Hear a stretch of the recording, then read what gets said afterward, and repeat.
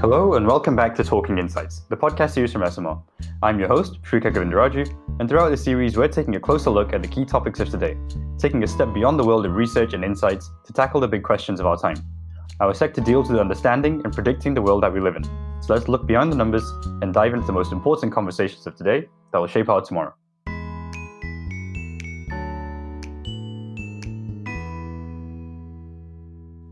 This week's podcast is sponsored by Quest Mindshare, platinum sponsor of the Insights Festival and one of the largest and most comprehensive online panel providers across North America. Quest's verified panel assets and network have been leveraged by pollsters and public interest groups throughout the US at the national, state, district, and local levels. Gain an advantage with engaged and active panelists for voting history, interests and perceptions, turnout, campaign issues, and more. You can find out more by going to questmindshare.com or simply follow the link in this week's episode description. Polling has been a part of the political process for almost 2 centuries, starting in small-town America with local pollsters, growing into a political norm with polls conducted on national and even international scale. Polls have been used to predict the winners of presidential elections, track public sympathies to policies, and have been revolutionized in recent decades with the advent of the internet and social media. However, there are growing concerns surrounding polling, as political heavyweights call into question its accuracy, and some governments clamp down on polling altogether, seeing it as an influencing force rather than a reporting tool. But just how integral are polls to our democratic processes? How do pollsters work to accurately reflect public opinion? What happens when the public doesn't have access to polls? And how are potential restrictions on polling affecting the democratic rights of millions across the globe?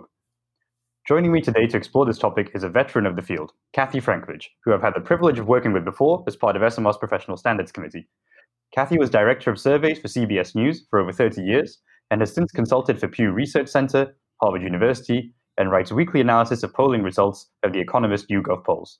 Kathy is the chief architect of Esomar's guidance for those conducting polls, as well as our online course on polling for journalists. And she'll be speaking on polling during Esomar's upcoming Insights Festival, which you can find out more details for online. Kathy, thank you very much for joining us. It's great to be here. Thanks. Now, just to kick us off and to give us your insights that you've gathered over your time and your decades within the survey sector, what do you see is the role of opinion polls within our democratic processes? Well, I think they're pretty integral to the process itself. I think we spend a lot of time talking about election polls and pre-election polling, but if you think about it, polls are pretty much the only way to understand what people are thinking, a scientific way of measuring public opinion, not just on politics, but on social issues.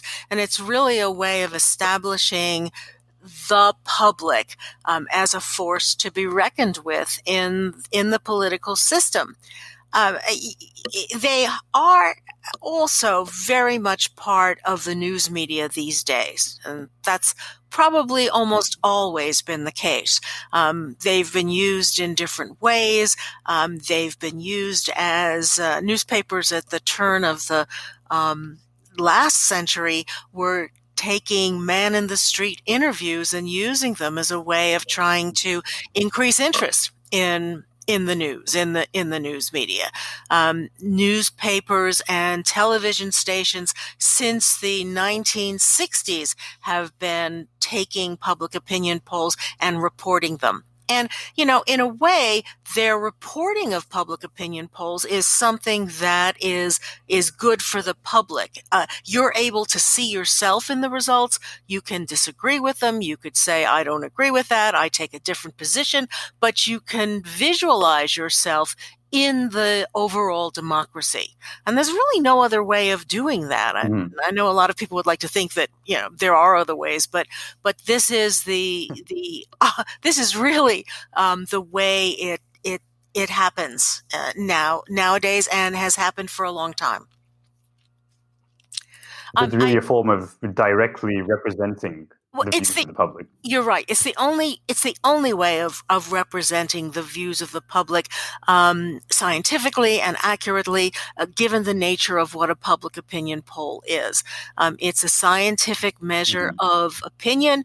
It is done presumably by people who know what they're doing. It is a way of representing all voices, and we can talk more about how they're done. But certainly they're existence is pretty important. Let's talk about election polls if a minute, because one of the things that we learned when we were trying to establish how free opinion polling was in throughout the world was whether or not governments put embargoes on the publication of polls. Some of them have blackout dates that extend 100. One of them has a blackout date that goes back 150 days before the election day. So, there you have no way of measuring where you are in the public.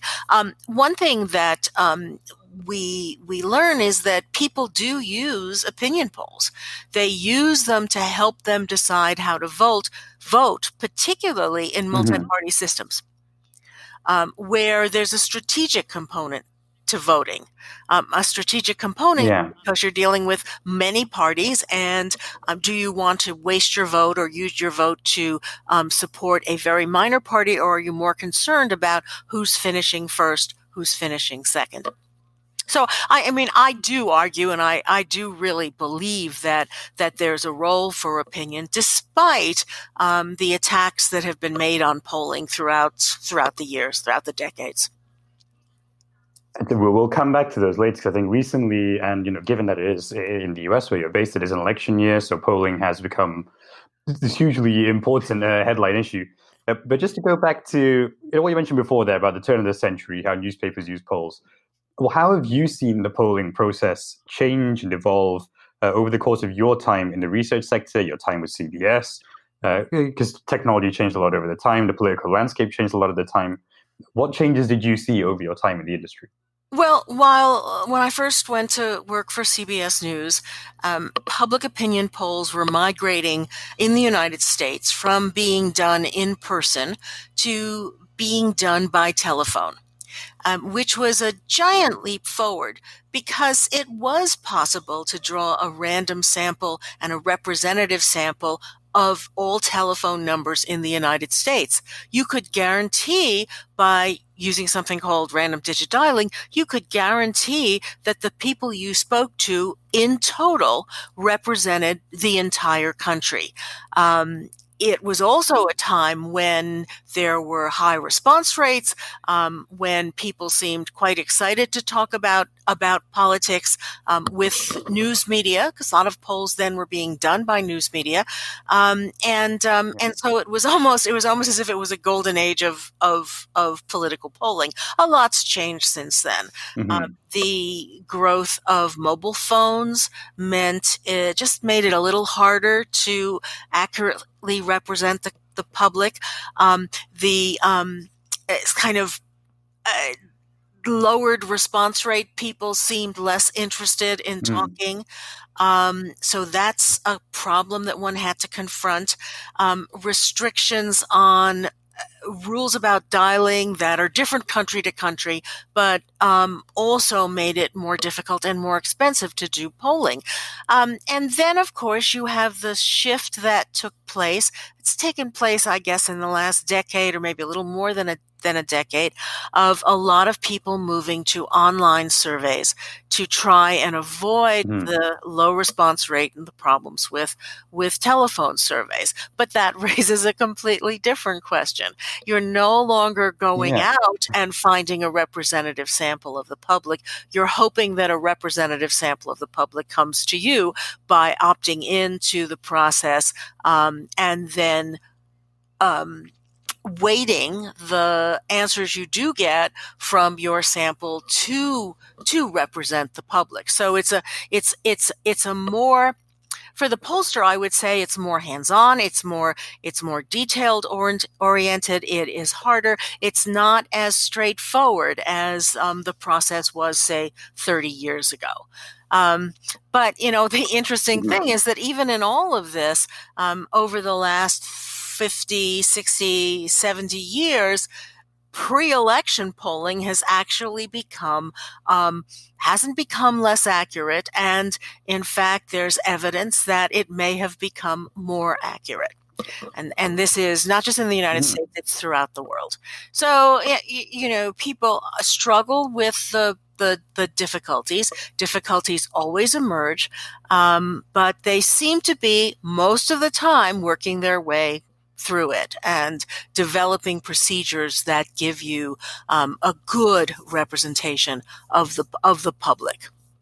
Well, it's interesting you mentioned accuracy then, because there's a couple of things I want to approach with regards to accuracy. So one you touched on just then, which is how accurate are polls, today with the technology that we have and the advances that have been made in accurately predicting, election outcomes. And curiously, have we seen any instances where the polls have gotten it wrong?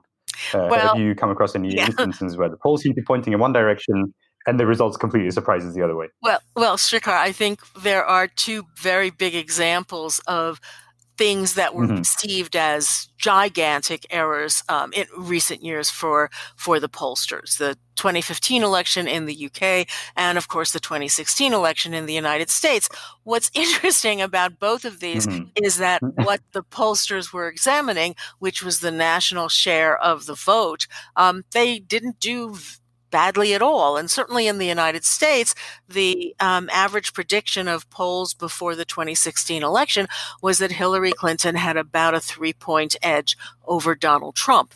As it turned out, her national vote Hmm. percentage was 2 points over the percentage that Donald Trump received. But, the United States has a particular system, the Electoral College, that requires you Yeah. to get a Hmm. majority of Electoral College votes. And that's something that Donald Trump did do by winning very close races in 3 particular states, Michigan, Wisconsin, and Pennsylvania. His total margin in those 3 states was 78,000 votes.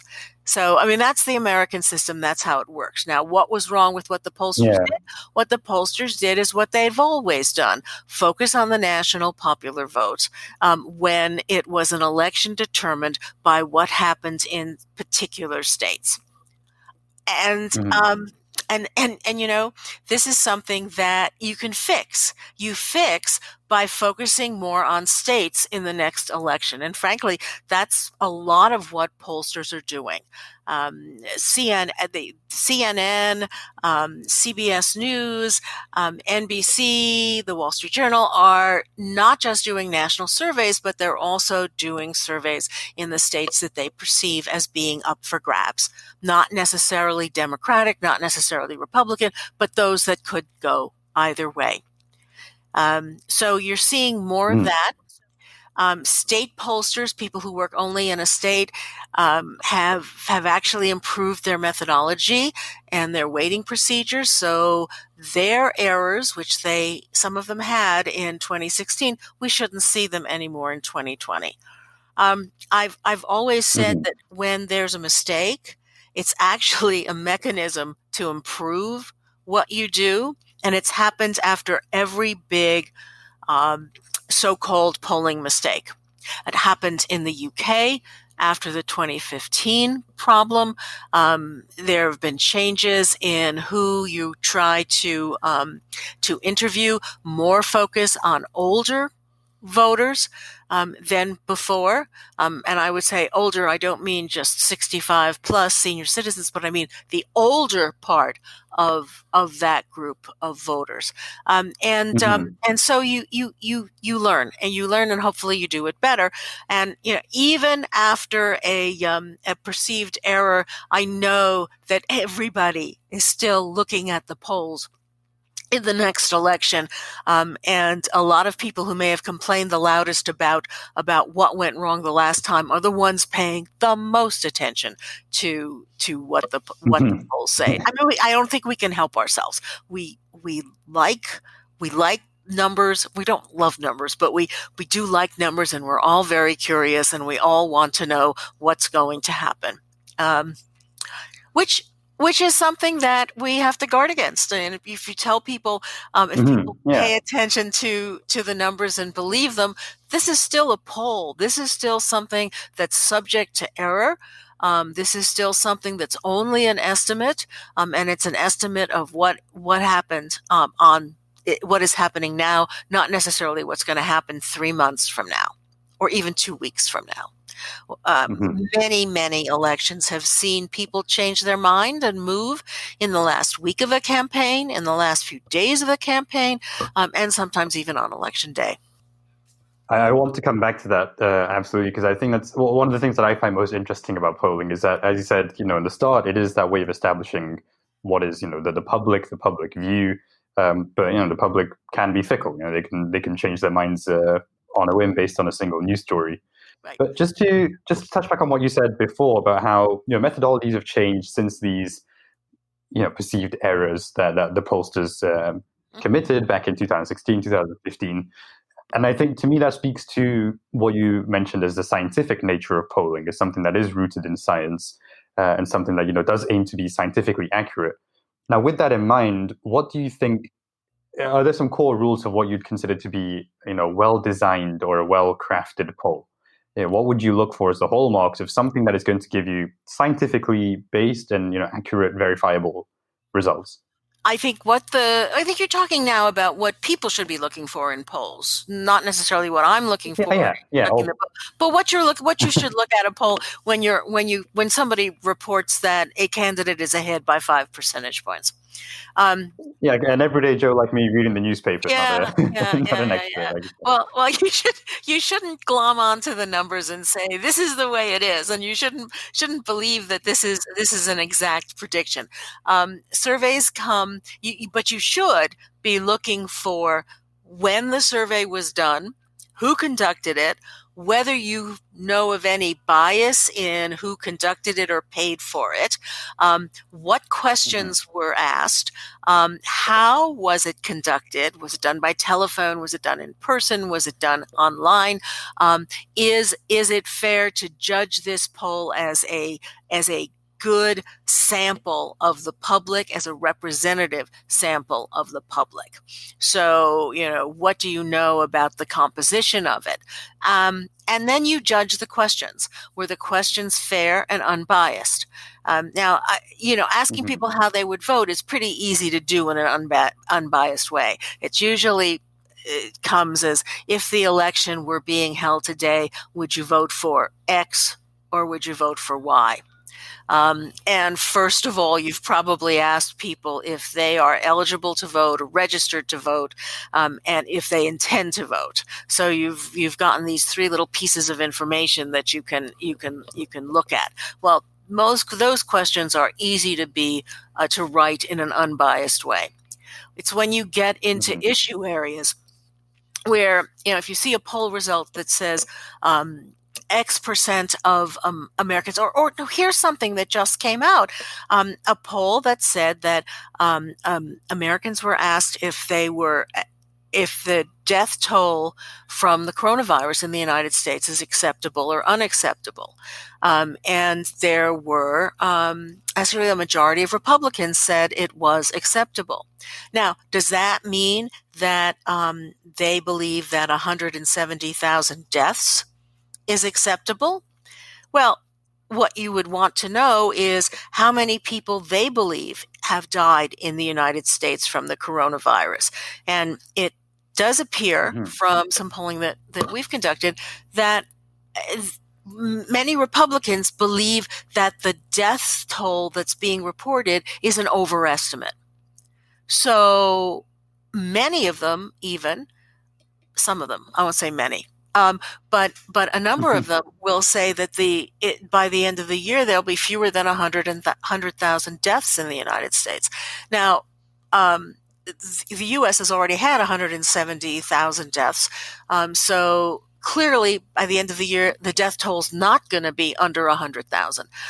But if you believe that the death toll is lower than the reported death toll, you may be more willing to say that the number of people who've died is acceptable in the greater scheme of things, because it's fewer. I'm not sure how clear that is, or how critical that is, but it is sort of a concern about what your understanding is of what question has been asked and how the respondent perceives it, how he or she hears that question. George Gallup used to tell a story that I think it was George Gallup who told this story. This is now we're going back to the 1930s and 40s, but he used to tell a story that they were trying to figure out one day why all these people in the Midwest were interested in foreign policy. And then all of a sudden they realized that the people in the Midwest weren't hearing foreign policy in the question. They were hearing farm policy. So they had quite a lot of information about farm policy, perhaps not foreign policy. So I just, there's, think about the poor respondent who's hearing these questions or is reading these questions and trying to make sense out of them. It does make the pollster's job a little harder, but I think most of us do a pretty good job of setting those limits. Well, looking again at the pollster side, so you have the design of the question, the design of the polls that's carried out, you get your responses. How big a role do you think the next step then plays? So the interpretation of the data and the responses that you receive, of course, the representation of that as well, because I think we've all seen those examples in the news or in newspapers, questionable pie charts or strange bar graphs that don't quite add up. Yes. So how big a role does the interpretation and the presentation of that data play as well? Well, let's just say it plays a huge role because the public isn't seeing the detailed analysis that the pollster may be providing. They're seeing how a journalist, a reporter, or a television person has taken that information and turned it into a news story. Which means that they may be paying more attention to what's the most striking finding, even if it isn't the most important. And they may then report it in such a way that makes it seem absolutely vital when it may not be. One thing that has happened and does happen with many news reports of surveys is a lot of emphasis is placed on very small differences. So in the course of an election, if someone sees that a candidate's percentage of support has moved 2 percentage points in either direction, it is sometimes interpreted as a big deal when it really shouldn't be. It is much more a matter of it being a change that may not in real life really be a change. As I said, polls are estimates. They are estimates. They have a margin of error, which could be 2 points, could be 3 points in either direction from the results. So, take that into consideration, even though I know from personal experience that oftentimes reporters don't do that. Well, that's a concerning issue because I think at the end of the day, as you mentioned before, or yourself as an expert within the field, and myself as, let's say, an average citizen who's picking up the newspaper on a weekend, looking to get, as you mentioned, people do want to, in certain countries, especially where you have these multi-party systems, you do base your decision making on the polls and the information that you receive and the representation of them as such. Is that's an issue then when you have these erroneous representations or reporters not doing enough due diligence maybe before they put the results out there? Is that ultimately going to swing public decision making? Is there not kind of a system of responsibility and accountability for when you put this information out there? Well, I think most reporters are very good, not very good, or they care. They care a great deal about getting it accurate. Reporters that I worked with when I was at CBS News would ask if this is how. Can they say this? Can they say that? Is this an appropriate conclusion? So I think most reporters really care about getting it right, and they're willing to follow the advice of the pollster or the person who is the most the best interpreter of the results. But they're journalists, and they want to make sure that they get published, they get printed, or they get airtime. So I think it's a tension that's going to always exist. Especially nowadays, you think with clickbait, right? With attention sells, or those attention-grabbing headlines. Yeah. Exactly. So, Now, and it's hard to, yeah. you can't blame people for wanting to do that. You have to try and figure out a way to work around it to make sure that the report, that you end up with is accurate. Now, I want to go back to one of the things you mentioned, at the very start when I asked you about, polling as part of the electoral process, and you said it is, it's a vital, an integral part Mhm. of the democratic process. Now, we've seen, as you mentioned at the start, in recent weeks as well, the suppression of polling in some countries. So there was a raid recently of a public opinion research office in Hong Kong. What concerns do you have as someone who has operated in this sector for a long time? What concerns does this give you when you see the suppression of polling in some countries? What impacts do you see this having on the democratic process, on public access to information as well? I have always been impressed with the ability of those people who conduct public opinion surveys in places where they may not be popular with the government or they may be facing unbelievable difficulties. I've always been impressed with their Mm-hmm. ability to do good work and their attempts to do good work. Um, and it is frightening to me when the government steps in to try and limit this. And I'm an American, I'm in the United States. The sort of thing that happened in Hong Kong is not going to happen in the US, I hope. But when a president or a senior member of Congress attacks your poll, um, verbally, and then controls that news cycle. That's the story of the news cycle. It's very distressing, and you Mm-hmm. find yourself on the defensive. I think a lot of pollsters find themselves on the defensive every once in a while, even in the freest of democracies. But work done in places where the government may stop you from asking certain questions, may require you to get your questionnaire approved by the government.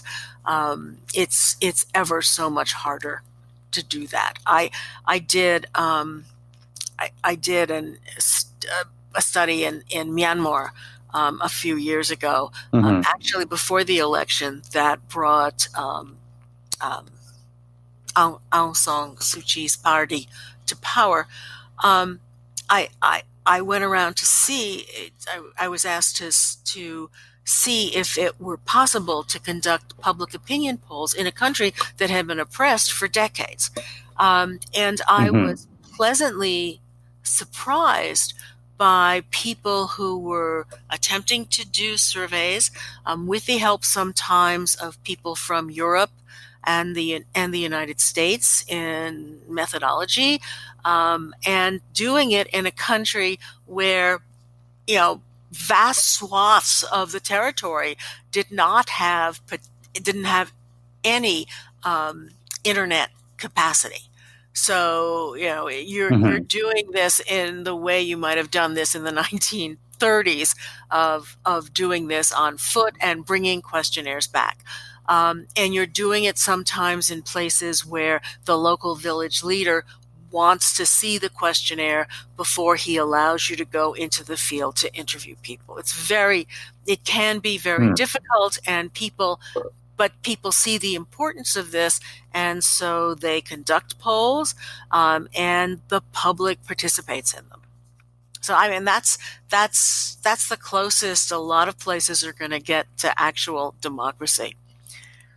And then what do you think of the consequences when you strip that away? So when you strip away that access for pollsters, you strip away that insight for the public, you take away their ability to participate and engage in these polls as well. And what would you see emerging as the negative consequences Well, of yeah, removing polls and removing access to polls? you're moving as well. You're removing the access to the scientific information, and then people have to fall back on social media, or they have to fall back on what they hear from the people they talk to, in their very small territory in which they live and in which they interact. And I think that at that point, you're giving people very different views of what the public interest is and what what public opinion is, and you don't have a national sense of where things stand. And you noted just before as well, and I think anyone listening will definitely have seen this over the past couple of months, which is when senior figures, senior politicians, and authority figures, they attack polls or they question them, they criticize them. Why do you think it is that pollsters or those conducting polls become the target? So it's not so much concern about what the poll is actually saying, but it's attacking the credibility, attacking the methodology of those who conducted the polls. Why is it that the pollsters become the target, do you think? Well, look, I mean, in any political system, and my experience is in the United States, but in any political system, politicians hate losing or appearing to lose, and they just do. And so, for decades, what a candidate losing in a public opinion poll might be saying is something like, oh, this doesn't matter. This isn't real. The only poll that counts is the one on election day. And, people just say that. And so that rolls off your back. That just, it happens, and you don't pay much attention to it. But being attacked as biased is I think much more likely to be perceived as a real threat by opinion pollsters. And a lot of politicians nowadays do seem to be using that argument against polls they don't like.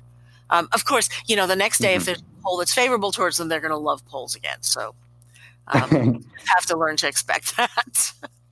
But I can't say strongly enough that when the government really interferes, not just by attacking verbally, but when the government really interferes with your ability to do your job, then I think that's very dangerous for the country and for the entire political system and the entire public. Mm-hmm. So moving from that side of the polling process, from the politicians, obviously the other key component of any poll is the public, who do provide their views, who do voice their opinions for them. Now, it's an interesting question. I'm curious to get your thoughts.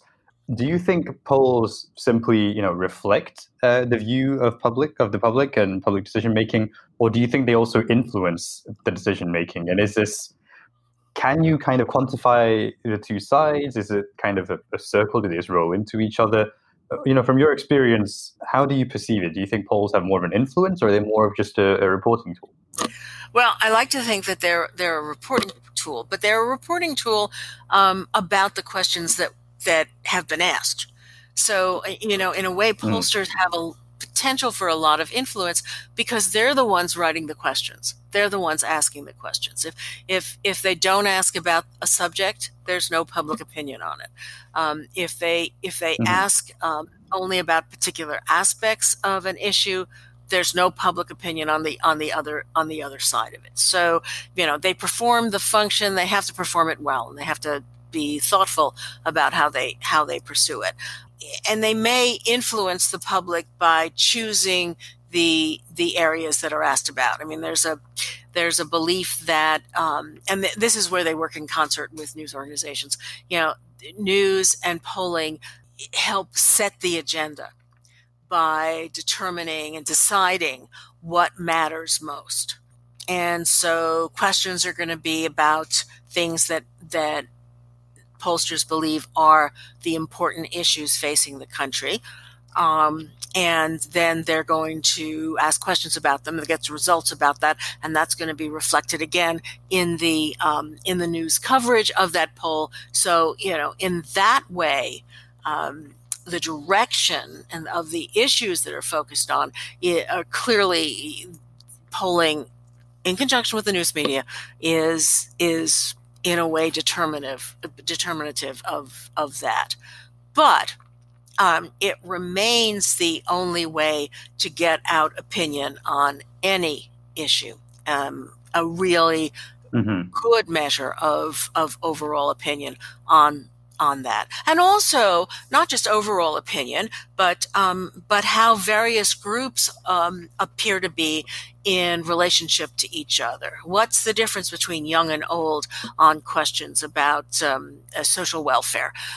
What is the difference between blacks and whites when it comes to racial divides, perceptions of racial inequality? You want to know that. These are important things to know. When protests are in the street, how representative is the point of view of those people protesting of the entire population or of the group they claim to represent? So in a way, polling serves to sort of judge the truth of political claims about what people think, and it also provides the texture of differences or similarities between groups in society. And I have to ask, because it is ongoing and it is, of course, at the forefront of everyone's minds. How have you been seeing this manifest with polls and polling during the current pandemic? During the COVID crisis.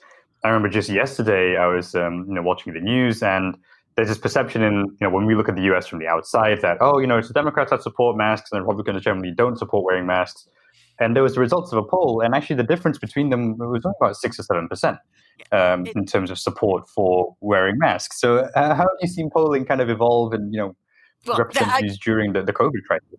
Let me say something about that, because the difference would have been larger 2 months ago, but 2 to 3 months, 2 to 3 months ago. I mean, as the pandemic has spread in the United States from what we think of as blue states, what we think of as Democratic Party controlled states, to southern states, to places that almost always vote Republican, some of that has shifted. There are a number of measures of personal impact where there are no differences between Republicans and Democrats. There are other instances of personal impact where there are differences between Republicans and Democrats. Democrats are more likely than Republicans to know someone who's died from the coronavirus. Which makes sense because the death tolls were higher in places like New York early on, and New York is a very Democratic state. So I think that there's definitely there are definitely those sorts of partisan differences. A couple of things about the coronavirus as time goes on. Number one, a number of pollsters have reported that it's been easier to conduct surveys because people are more willing to talk. And that's traditional. Anytime there's a crisis, a national crisis, the response rates in public opinion polls seem to go up. They went up after 9/11, the terrorist attacks in the U.S. on September 11th, 2001. They go up at times when there is some sort of generalized fear, and they seem to have gone up this time as well, probably in part because people were interested, but also in part because people were home. And easier to reach, much easier to reach. So I think that's something that people have learned. But one of the stories that has been around throughout the pandemic here is the partisan nature of the response to it, which you might not find surprising, given that there's a Republican in the White House, and it is, and we do have at this point in time a very polarized society, Republican versus Democrat, and there are questions when they are so opposite in their opinions. It's really quite shocking. But in the case of the coronavirus, I think on some questions the difference is shrinking. If you ask about a mandatory mask policy, should there be a nationwide mandatory mask policy, there are still big differences, but majorities of Republicans will also approve of doing that. Just not as large majority as a majority of Democrats that do. And speaking of the partisan kind of angle of it, do you also see, when you do have these partisan reflections in opinion polls, do you see a degree of confirmation bias that does emerge when, let's say, I'm a Republican voter, I see a public opinion poll that suggests other Republican voters think a certain way, and that just then reinforces my own kind of prejudices. Do polls also have that effect at They all? Have could. you seen that? They could. I think in this case in the United States, what is happening is there's an effect of the president.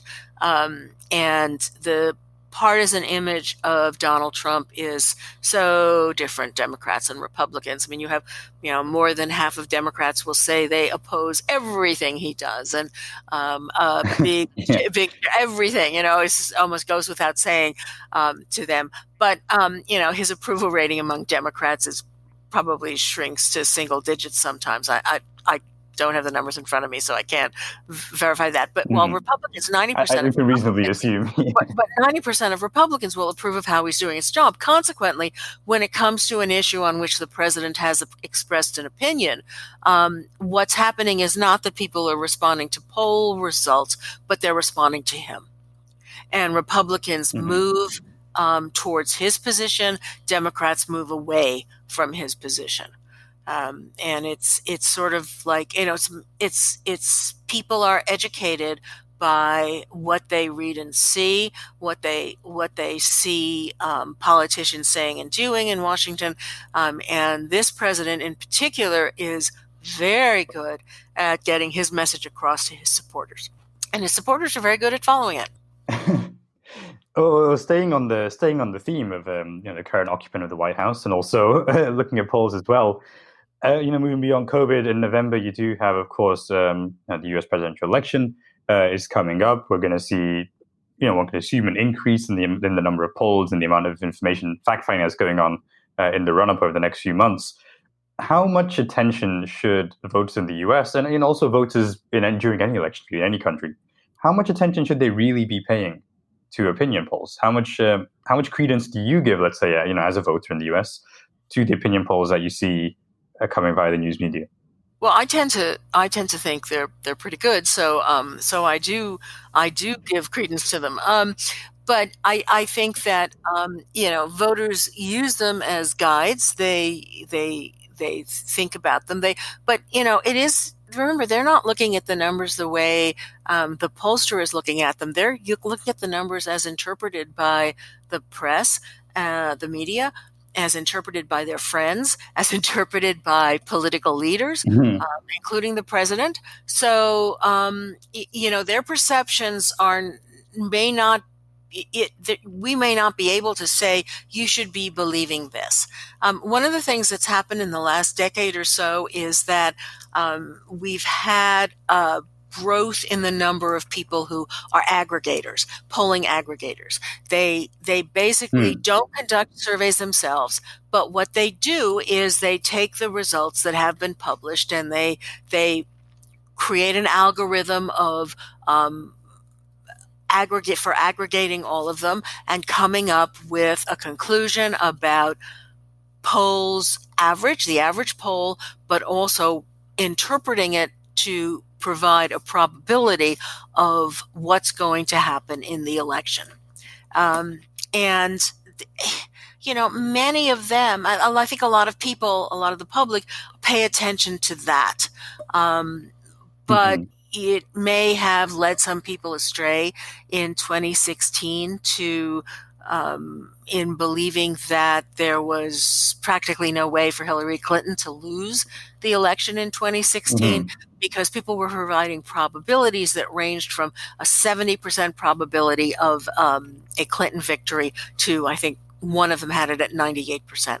So it may have provided a sureness of knowing what would happen that I think the individual pollsters themselves did not provide. I mean, that said, look, Hillary Clinton's ahead by 3 points. Then the poll's subject to a margin of error of 3 points, there is some hedging that took place. One of my favorite historical items is I don't know how much you know about the 1948 U.S. election. This is the very famous one where I think it was a little bit before my time, just I think. yeah, I know it's before everybody's time, but it is an election that is people in the United States and pollsters in the United States just even if they weren't alive, they remember it. Everybody in the country believed that Thomas Dewey would be elected president in 1946. All the polls had Dewey ahead by a significant margin. Mhm. All the pundits were convinced that Dewey was going to win, and he didn't. And even on election night, several papers jumped the gun and provided headlines that said Dewey defeats Truman. Well, Harry Truman was thrilled the next day as he got one of these newspapers and held it up. And it's a very famous photograph, which gets borrowed by other people whenever there's the perception of a polling mistake. Just change the head, do a little Photoshop, and you can apply it to anything. So I think that's a great example.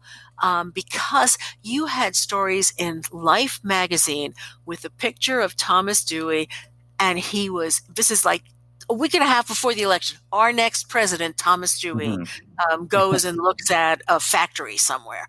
And so people were so convinced this would happen, and it didn't happen. So it's quite a big story, and it's if polls go wrong, somebody says, oh, it's the worst mistake since 1948, or it's worse than 1948.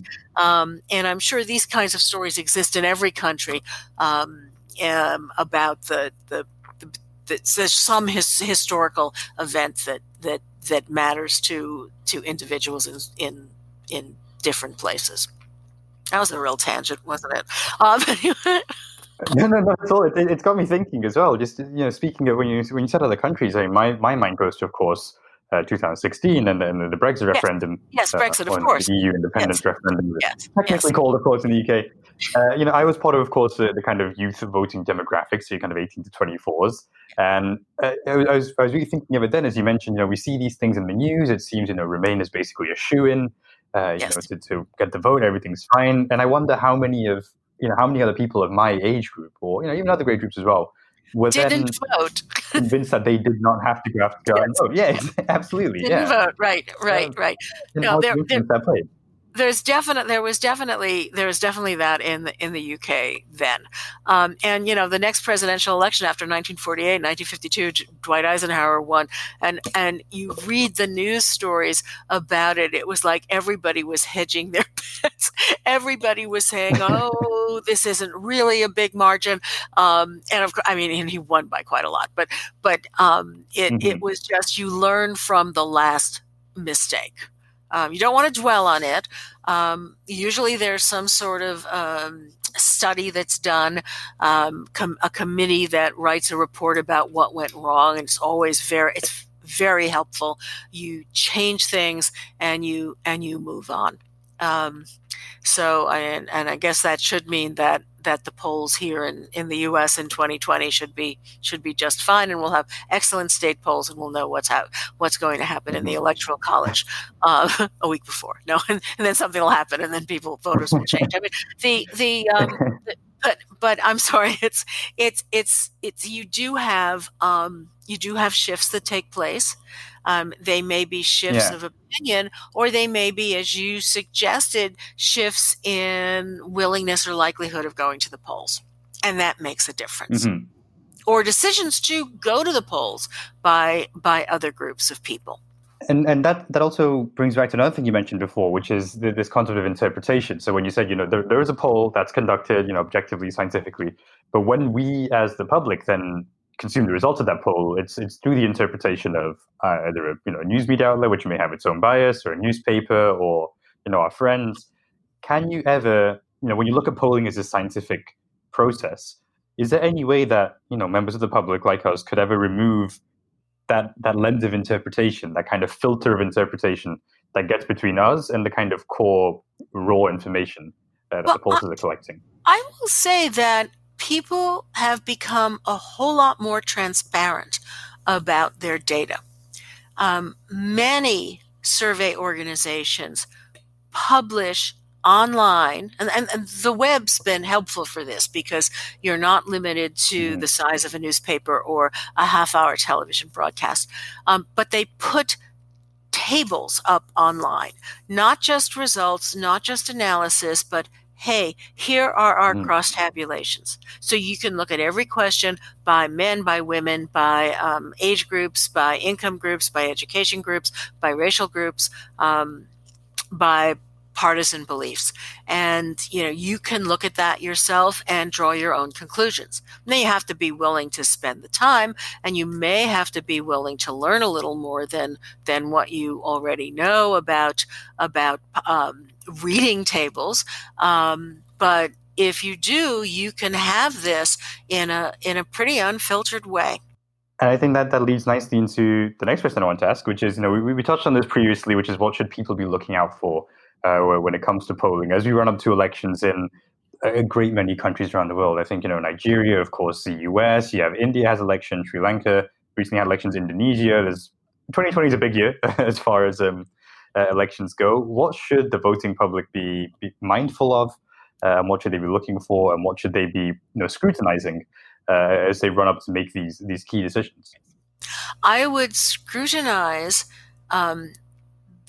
Most important thing in my mind is scrutinizing who has conducted the poll and who paid for it. Mm-hmm. Is this coming from a political party? Is it coming from someone who may have a predisposition? Is it being paid for by, I don't know, by a political party, by a candidate, by an interest group of any sort? And then be even more careful about understanding it.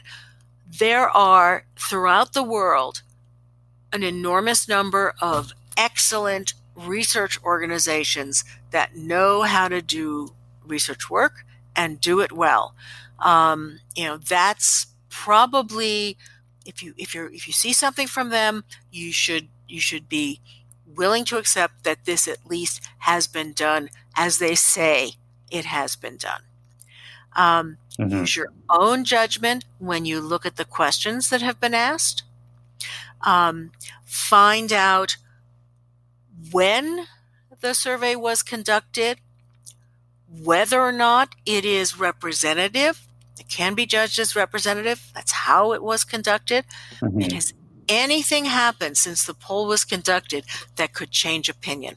And, look for this information. Look for it online. See what you can find, what people are reporting, or whether even the tables themselves have been put up there so you can see the data. It's I don't think it's that hard, but you have to have the interest and you have to have the willingness to do the work. There is, and Esomar has done a lot of things about opinion polling, and on the Esomar website there is a guide for practitioners when it comes to opinion polls and public surveys. There is a set of key requirements of what makes a good public opinion poll. There are FAQs that are actual questions that emerged after after the Brexit vote from legislators and lawmakers in Europe. There is a guide to what laws exist in various countries about the publication of polls before Election Day. So there's quite a lot of material. And Esomar has been working with WAPOR, which is the World Association for Public Opinion Research, and APOR, the American Association for Public Opinion Research, on a course for journalists about understanding public opinion polls, which is actually probably useful for interested people wherever they are. Absolutely, yeah. I think this isn't something that should just be limited to practitioners and journalists. As you said at the very start, it's a direct representation of the sentiments of the public. So I think the public should absolutely be a part of this, be key stakeholders in how We're it's conducted. we're working on updating it now, and hopefully it's being hosted by the Poynter Institute in Florida. It's a little out of date, and we're trying to make it as up to date as possible and as interesting as possible. Actually, I know you're also speaking at the Insights Festival that Esomar is hosting online as well. Can you give us a little kind of sneak preview or a tease of what you're going to Well, be discussing there?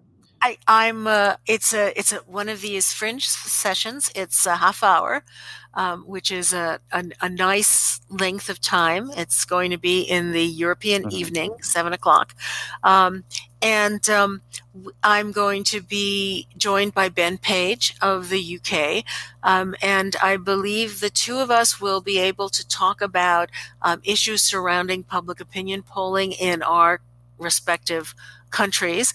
And I'm sure we'll talk about 2016 and 2015 and Brexit, um, and because it's always there. And we'll be taking questions from participants. And please, anybody there, please ask the questions. They'll be fun. I'm Absolutely. looking forward to Well, that. Kathy, yeah, I'm really looking forward to listening in as well. And if today's discussion has been any indication of some of the content's going to be coming up, I think it's going to be great to join in. No, Kathy, thank you so much for your time. Thank you for joining us today and for sharing your insights and your experiences on, I think, a topic that is of incredible importance at this moment in time as you look forward to the next few months as well. And thank you, as always, to all of our listeners, of course, for joining us along on this journey. I do hope you've enjoyed the discussion. Hope you've learned something new. And I look forward to welcoming you again next time. If you enjoyed the show, please do follow us on SoundCloud or via Spotify. And if you have any ideas, do email us at podcast@esomar.org. Make sure, of course, that you sign up for Esomar's upcoming Insights Festival, taking place virtually between September 14th and 17th, where you can, as you just heard, hear more from Kathy, as well as from some of the biggest names in the research community. Kathy, once again, thank you so much for your time and for sharing your thoughts with us. Thank you. Nice to be here. And before we finish, I'd like to once again thank the sponsor of today's episode, Quest Mindshare, platinum sponsor of the Insights Festival and one of the largest and most comprehensive online panel providers across North America. Quest's verified panel assets and network have been leveraged by pollsters and public interest groups throughout the US at a national, state, district, and local level. Gain an advantage with engaged and active panelists for voting history, interest and perceptions, turnout, campaign issues, and more. Find out more at questmindshare.com or simply follow the link in this week's episode description. And as always, please do, of course, stay safe, stay healthy, and most of all, stay curious. Thank you, and we'll see you again next time.